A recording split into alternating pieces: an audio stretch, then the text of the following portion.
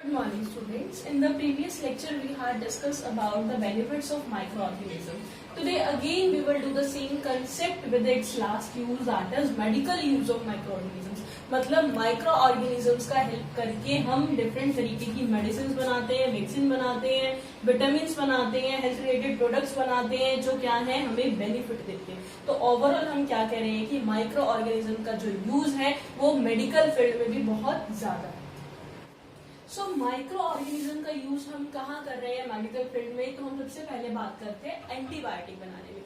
Antibiotic generally क्या है, medicine है जो क्या करती है, जो पैथोजेंस मतलब डिसीज कॉजिंग माइक्रो ऑर्गेनिज्म को खत्म करती है, या हम कह सकते हैं उनकी ग्रोथ को कम करती है, स्टॉप करती है, उन्हें मारती है हमारी बॉडी में और हमें क्या करती है, ठीक करती है. तो ओवरऑल जो एंटीबायोटिक बनती है वो किससे बनती है, बैक्टीरिया या फिर फंगस से.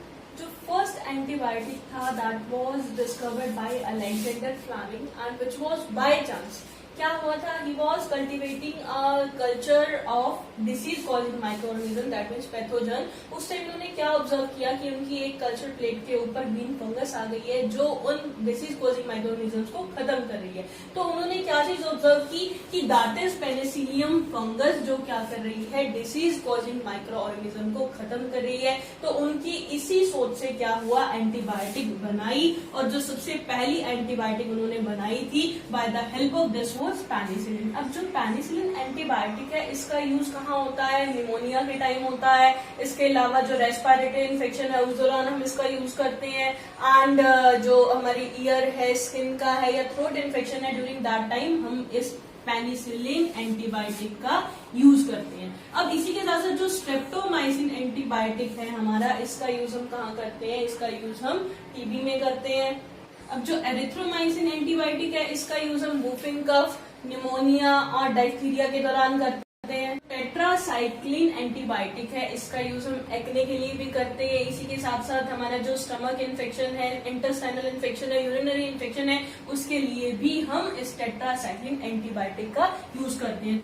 सो एंटीबायोटिक्स का यूज हम किस लिए करते हैं, हम बैक्टीरियल और फंगल इन्फेक्शन को खत्म करने के लिए करते हैं. अब ये जो एंटीबायोटिक्स हैं ये जनरली हमें टैबलेट्स की फॉर्म में मिलती हैं, कैप्सूल की फॉर्म में मिलती हैं और इसी के साथ साथ इंजेक्शन की फॉर्म के अंदर भी मिलती हैं. और इन एंटीबायोटिक्स का use human disease, plant disease और एनिमल डिसीज को ठीक करने के लिए भी किया जाता है.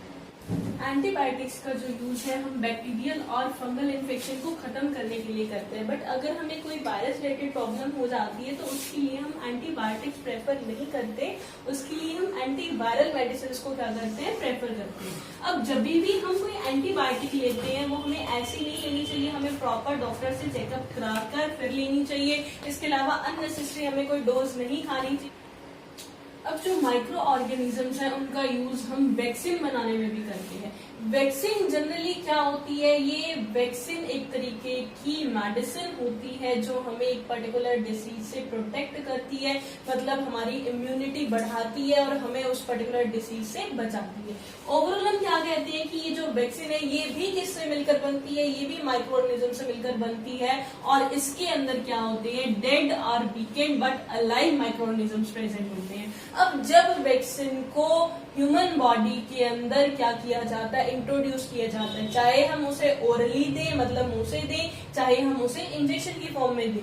तो अगर हम क्या यहाँ हम क्या कह रहे हैं कि जब जो वैक्सीन है अगर वो बॉडी के अंदर इंट्रोड्यूस की जाती है तो हमारी बॉडी क्या करती है, रिस्पोंड करती है, क्योंकि हमने क्या किया, ऑलरेडी ऐसे माइक्रो ऑर्गेनिजम्स को हमारी बॉडी में एंटर कराया जो हमारे बॉडी के लिए क्या है, फॉरेनर्स है. और हमारी बॉडी उन फॉरेनर्स के खिलाफ क्या करती है, एंटीबॉडीज बनाती है. अब ये एंटीबॉडीज क्या करते हैं, कहता है ये वैक्सीन के अंदर जो अलाइव माइक्रो ऑर्गेनिज्म प्रेजेंट होते हैं उनको क्या करते हैं, मारते हैं. और अगर इन फ्यूचर ये हमारी बॉडी में फिर से कभी एंटर कर जाए तो उनसे भी हमें क्या करते हैं, प्रोटेक्ट करते हैं. तो ओवरऑल हम क्या कह रहे हैं कि जो हम वैक्सीन करवाते हैं, हम टीका लगवाते हैं जो कि बचपन से ही शुरुआत हो जाती है, बच्चे के पैदा होने से लेकर 5 साल तक कंटिन्यूसली क्या है, कोर्स चलता है जिसमें अलग अलग तरह की वैक्सीन जो है वो बेबी के अंदर क्या की जाती है, इंट्रोड्यूस की जाती है.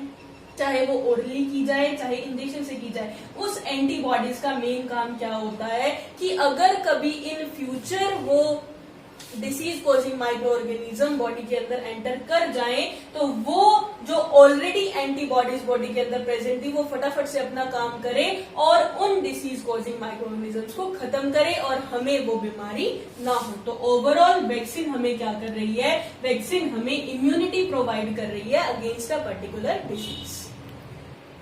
So vaccination is basically the procedure of giving vaccine to provide immunity। मतलब हम क्या कर रहे हैं, टाइम से पहले ही जो वैक्सीन है वो बॉडी के अंदर इंट्रोड्यूस करवा रही है ताकि जो हमारा इम्यून पावर है वो क्या हो जाए, स्ट्रोंग हो जाए, हमारी बॉडी स्ट्रोंग हो जाए और हमें वो पर्टिकुलर डिसीज कभी भी इन फ्यूचर ना हो।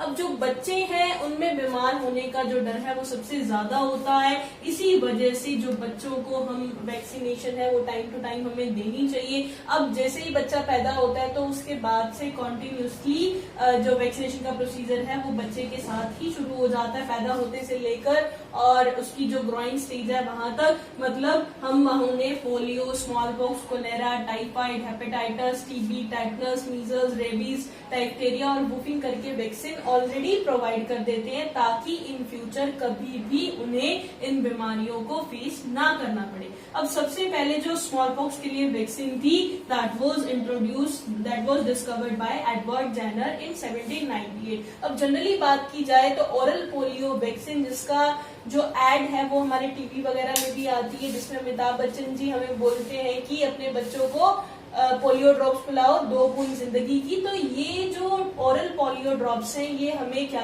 ये बच्चे को क्या करती है, इम्यूनिटी प्रोवाइड करती है ताकि जो बच्चा है उसे इन फ्यूचर कभी भी पोलियो। अब हम स्टार्ट करते हैं कि कैसे ये जो माइक्रो ऑर्गेनिजम्स हैं वो हमारे लिए हार्मफुल है। अब जनरली क्या हम कहते हैं कि जो माइक्रो ऑर्गेनिज्म बीमारी फैलाते हैं उन्हें हम क्या बोलते हैं, पैथोजेंस बोलते हैं। अब ये पैथोजेंस कोई भी हो सकता है, ये बैक्टीरिया भी हो सकता है, वायरस भी हो सकता है, फंजाई भी हो सकता है और प्रोटोजोआ भी हो सकता है।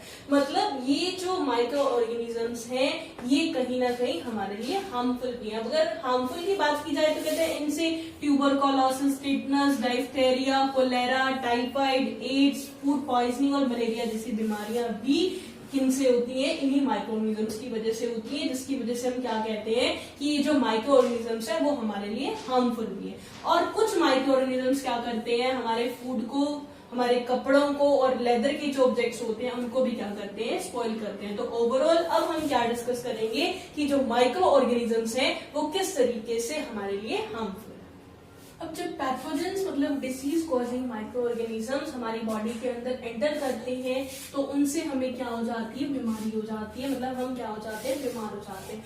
अब जो पैथोजेंस किस तरीके से अंदर हमारी बॉडी के अंदर एंटर करते हैं, वो जो एयर जहां हम ब्रीथ करते हैं उसके थ्रू भी हमारी बॉडी के अंदर जा सकते हैं, जो खाना हम खाते हैं उसके थ्रू भी जा सकते हैं, जो पानी हम पीते हैं उसके थ्रू भी जा सकते हैं। और इसके अलावा अगर कोई पर्सन इन्फेक्टेड है, अगर हम उसके साथ भी कांटेक्ट में हैं तो उसके साथ कांटेक्ट में होने की वजह से भी जो डिसीज कॉजिंग माइक्रो ऑर्गेनिजम्स हैं वो हमारी बॉडी के अंदर एंटर कर सकते हैं। अब जब डिसीज कॉजिंग माइक्रो ऑर्गेनिज्म किसी ह्यूमन के अंदर एंटर हो जाते हैं तो वो पर्सन क्या हो जाता है, इन्फेक्टेड पर्सन हो जाता है। और अगर उसी इन्फेक्टेड पर्सन की वजह से क्या होता है, एक हेल्दी पर्सन में भी वो डिसीज कॉजिंग माइक्रो ऑर्गेनिज्म चले जाते हैं तो वो हेल्दी पर्सन भी क्या हो जाता है, बीमार हो जाता है। तो इस टाइप के डिसीजेस जिसमें क्या होता है कि एक इन्फेक्टेड पर्सन की वजह से एक हेल्दी पर्सन भी क्या हो जाता है, बीमार हो जाता है by the contact of air, water और फिजिकल कॉन्टेक्ट। ऐसे डिसीजेस को हम क्या बोलते हैं, कम्युनिकेबल डिसीज बोलते हैं। अब जो कॉमन कोल्ड है, चिकन पॉक्स है, मलेरिया है, एड्स है, टीबी है, कोलेरा है, कोविड-19 है, ये सब क्या है, कम्युनिकेबल डिसीजेज है। अब जो कॉमन कोल्ड है, जो नॉर्मल जुकाम है, वो हमारा किसकी वजह से होता है, कॉमन कोल्ड वायरस की वजह से होता है। अब अगर कॉमन कोल्ड वायरस किसी इंसान के अंदर एंटर हो जाता है और वो इंसान जब स्नीज करता है तो जो कॉमन कोल्ड वायरस है वो उसकी बॉडी से बाहर आ जाता है और एयर के साथ मिक्स हो जाता है। और अगर उसी कॉन्टामिनेटेड एयर के अंदर एक हेल्दी पर्सन ब्रीथ करता है तो उस हेल्दी पर्सन को भी कॉमन कोल्ड हो जाता है। तो इस तरीके से जो कॉमन कोल्ड है हमारा वो क्या है, कम्युनिकेबल डिसीज है। जो चिकन पॉक्स है वो एयर कंटेनिंग माइक्रोऑर्गेनिजम्स की वजह से स्प्रेड होता है, मलेरिया इंसेक्ट बाइट की वजह से स्प्रेड होता है, जो एड्स है वो इन्फेक्टेड इंजेक्शन नीडल शेयर करने की वजह से स्प्रेड होता है, जो टीबी है वो एयर कंटेनिंग माइक्रोऑर्गेनिजम्स की वजह से स्प्रेड होता है, cholera infected food and water की वजह से क्या होता है, स्प्रेड होता है, और जो कोविड-19 है ये भी एयर कंटेनिंग माइक्रोऑर्गेनिजम्स की वजह से क्या होता है, स्प्रेड होता है। इन कम्युनिकेबल डिसीजेस को स्प्रेड होने से बचाने के लिए हम क्या कर सकते हैं, जैसे किसी इंसान को अगर कॉमन कोल्ड है और उसे अगर स्नीजिंग होती है, छींक आती है, तो सबसे पहले उसे अपने फेस को मास्क की हेल्प से कवर करना चाहिए, और जो दूसरा हेल्दी पर्सन है उसे भी इन्फेक्टेड पर्सन के साथ जो कॉन्टेक्ट है वो एक डिस्टेंस से रखना चाहिए। हमें अपने पानी और खाने को भी ढक कर रखना चाहिए ताकि जो मक्खी मच्छर है वो उसके ऊपर ना बैठे और हम बीमार ना हो। खुद को मच्छरों से बचाने के लिए हमें मॉस्किटो नेट का यूज करना चाहिए, मॉस्किटो रिपेलेंट क्रीम लगानी चाहिए ताकि मच्छर हमारे पास ना आए, ना खाएं और ना ही हम बीमार हों।